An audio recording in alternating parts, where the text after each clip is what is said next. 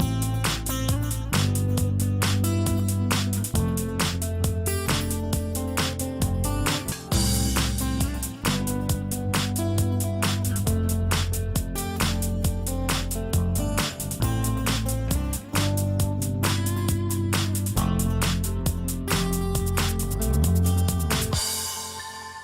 Inc. Capital Academy, lighting your way to capital solutions.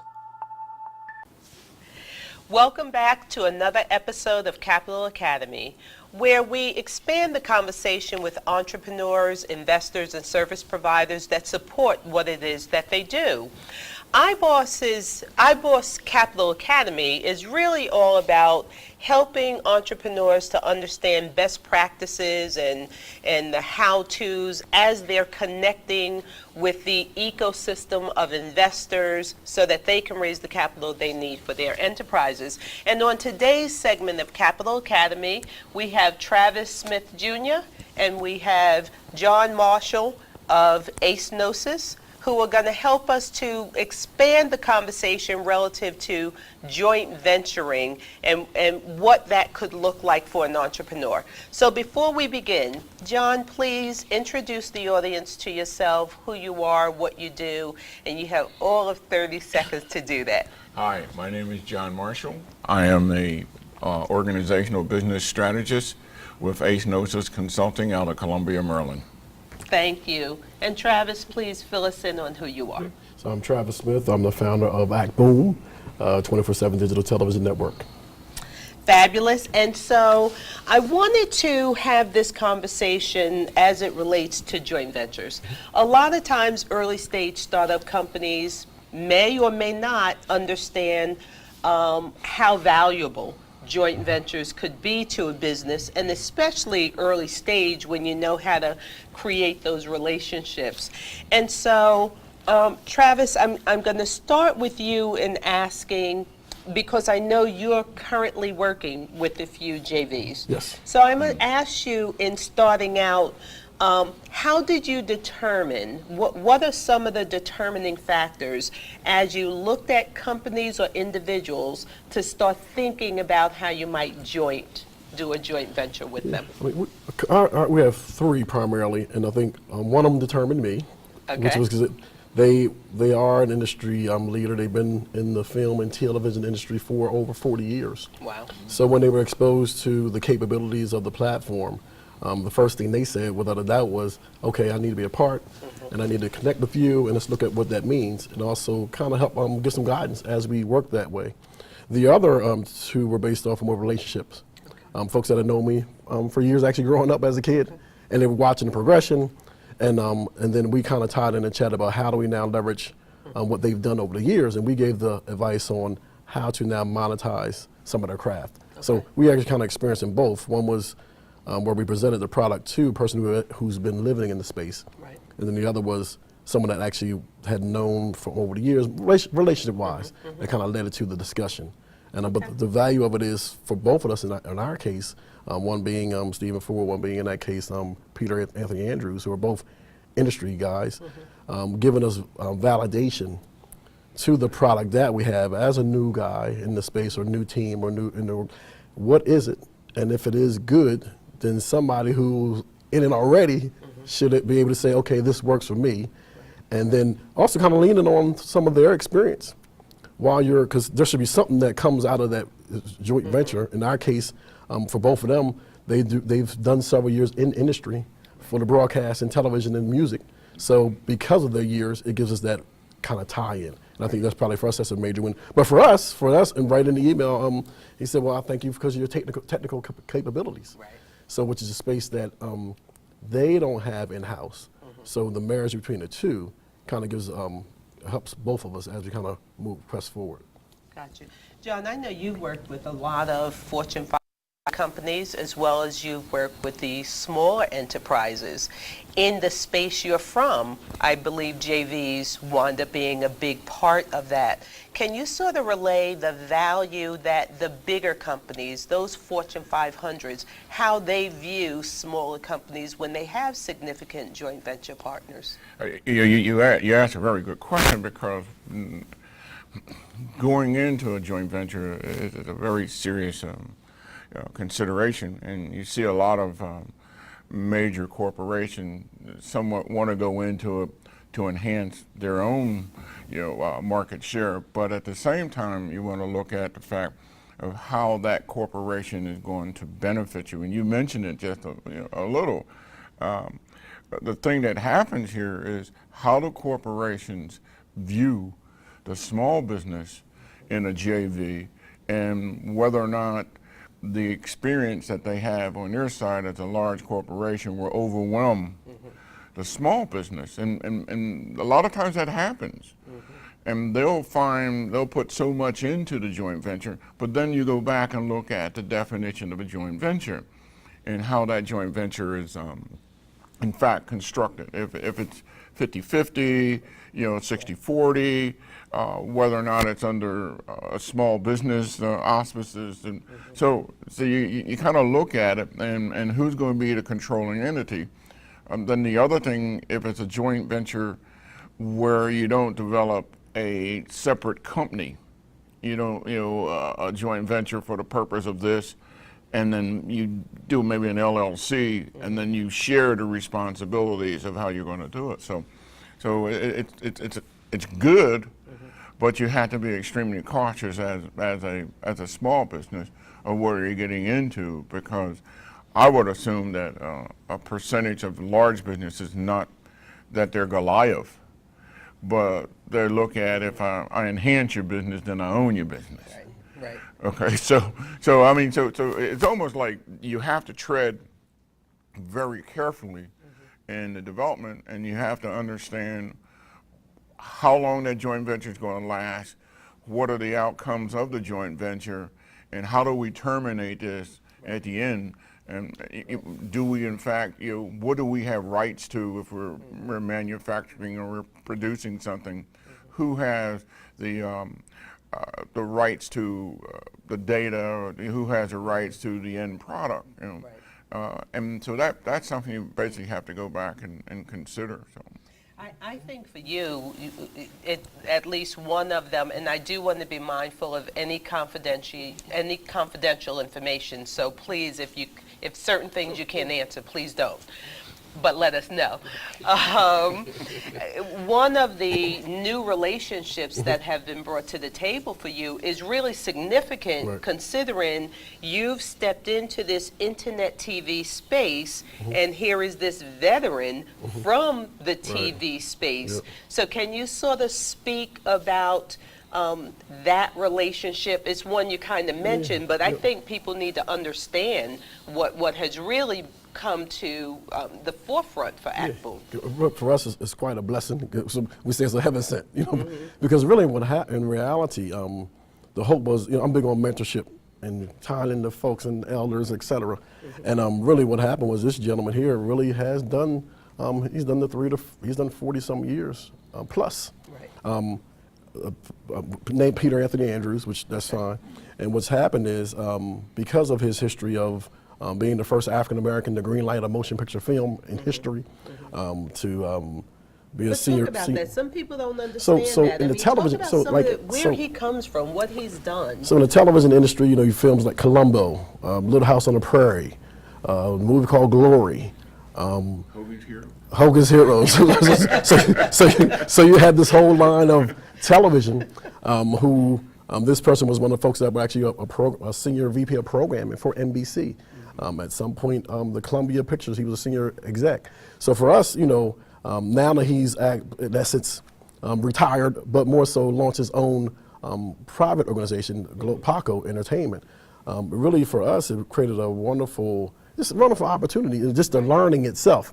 And even when he sent a quote to us, and he says, "I'm so looking forward to working with ACT because of what it means to the industry and the impact." And I'm reading this saying to myself, well, I'm more so impressed, about who you are, But what he shared with me was, he said, well, as your elder, I understand that we have a generation, a legacy of individuals that can be taught and mentored. We stood and hugged And in essence, he said, this is some of that passing of the torch. Wow.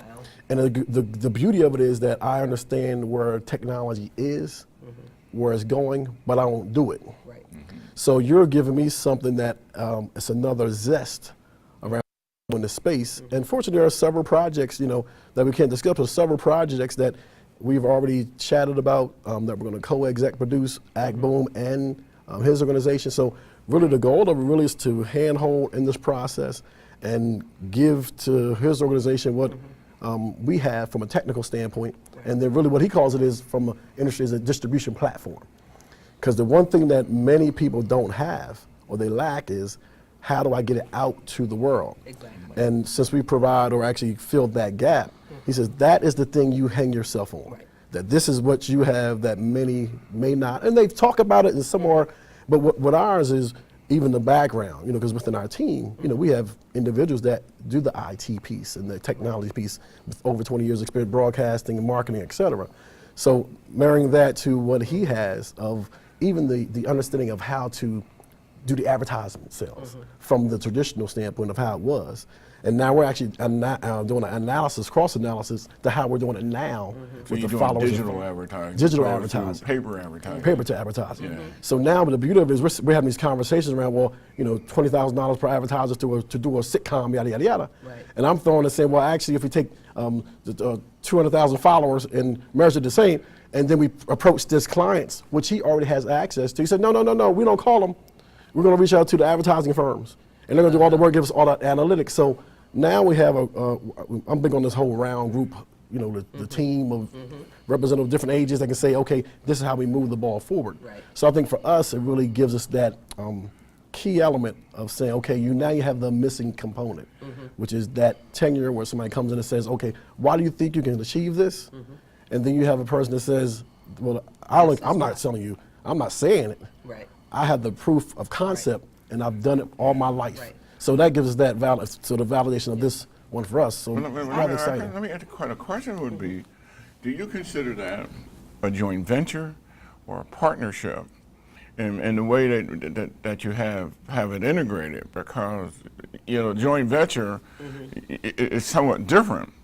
And it sounds like you, on a collective agreement, you've got a partnership relationship, but you're still calling it a joint venture. Yeah, and we kind of chatted about that part too, because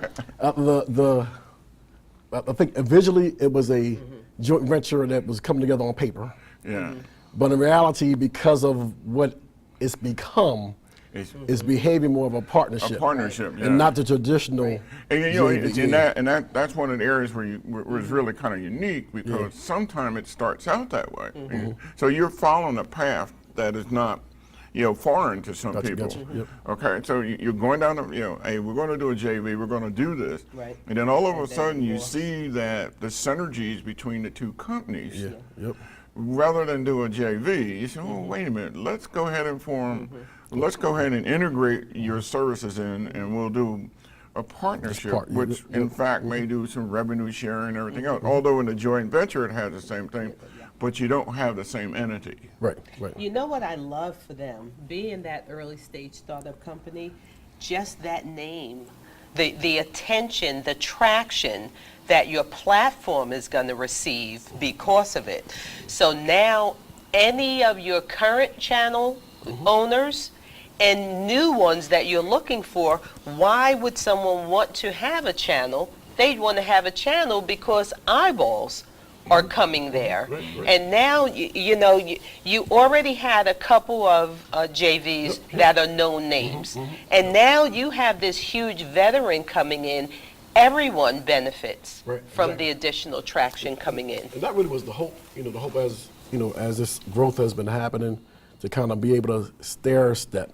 Now, when Stephen Ford came on, who was a well-renowned producer, and then Lorette Farris, who And was, let's talk about them. yeah. Let's So make Stephen, sure that so Stephen Ford, he actually produced. People know the Winans, and if you know the Winans, you know Stephen Ford, but you don't see the producers.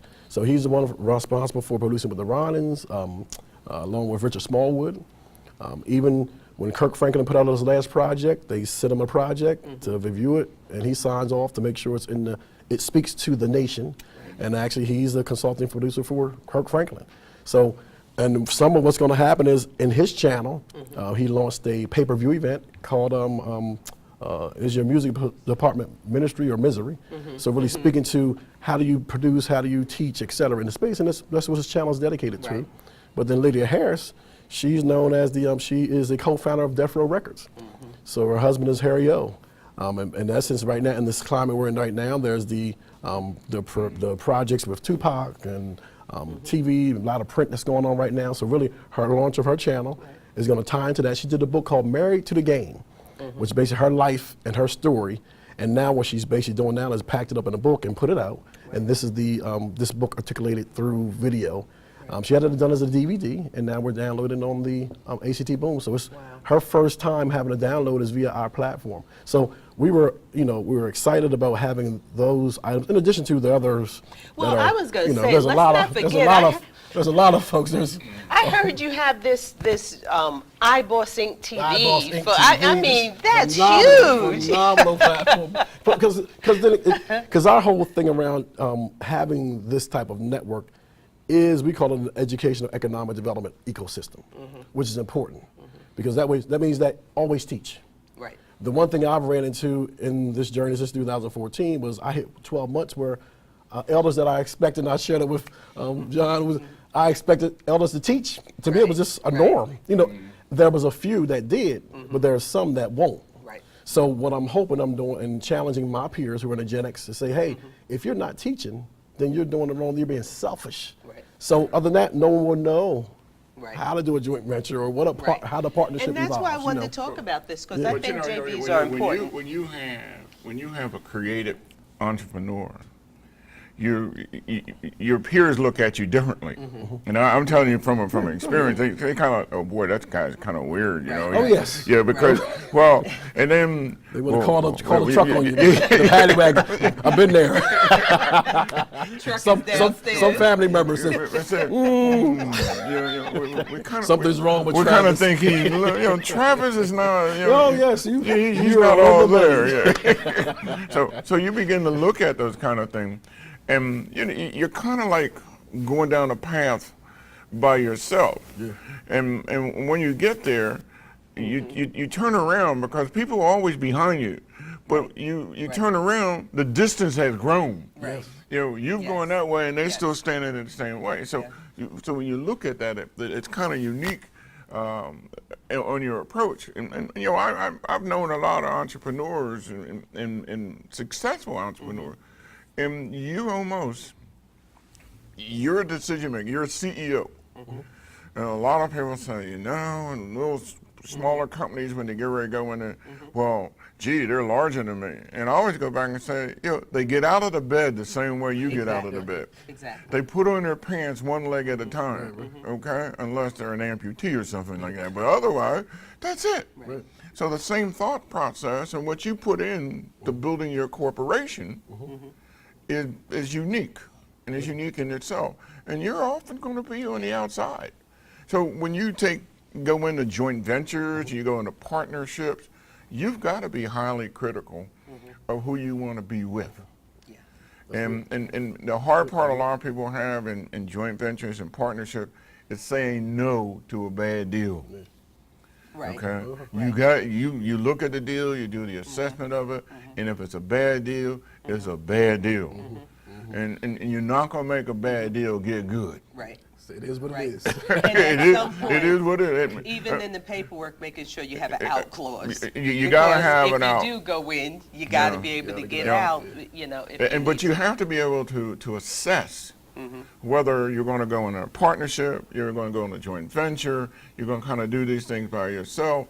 And once you adapt to that skill of doing the assessment, you're going to find out, hey, people are going to come to you all the time. You know why they're coming to you? You're making money. And they're going to come to you and say, hey, I got a good idea. And you know what you say? I got a better idea. I'm not going to connect with you. I think that you have to look at that in a real good light. And then look at the roles that you play and how you're going to do it, because you're a very conscientious CEO. and you're responsible for the growth and development of your corporation. And that decision-making process is there. So, and I think when you look at, are there best practices in JV? Yeah. There's a whole bunch of, major airline corporations have done JV. Boeing did it, with a couple of people. You have international JVs.